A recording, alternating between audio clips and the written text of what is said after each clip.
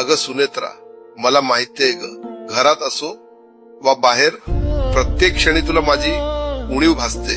मग खूप आठवण येत असेल ना ग तुला माझी? दादा, आज अचानक मन खूप मागे गेलंय. घरभर फिरताना घराच्या प्रत्येक कोपऱ्यात, प्रत्येक वस्तूमध्ये फक्त आणि फक्त तुमचीच आठवण दाटून येते. आयुष्यभर तुम्ही इतरांना सांभाळलं, महाराष्ट्राच्या पाठीशी ढाल बनून उभे राहिलात. धावपळ, बैठका, लोकांचे प्रश्न सोडवणं, या सगळ्या गडबडीत तुम्ही स्वतःचा कधी विचारच केला नाही. सगळे म्हणायचे अजितदादा खूप कडक आहेत, शिस्तीचे आहेत.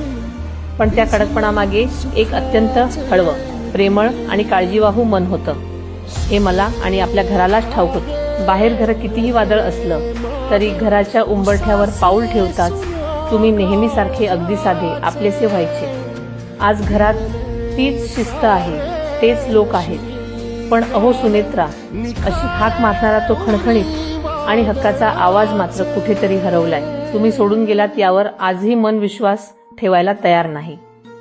प्रत्येक क्षणाला वाटतं आता दारात तुमची गाडी येईल, तुम्ही नेहमीसारखे घाईघाईत आत याल आणि म्हणाल चला, कामाची खूप वेळ झालीय.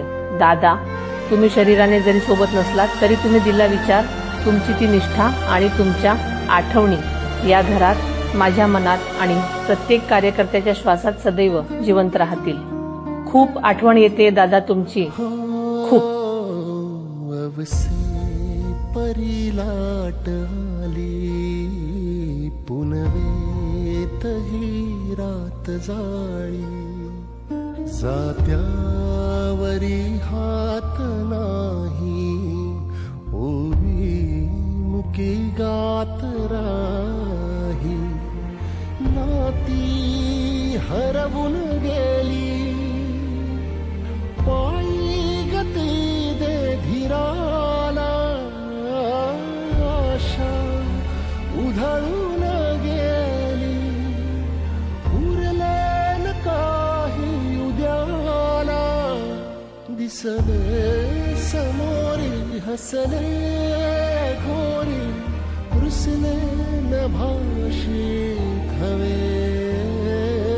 सुटले धागे, उरले मागे उसासे सुन्या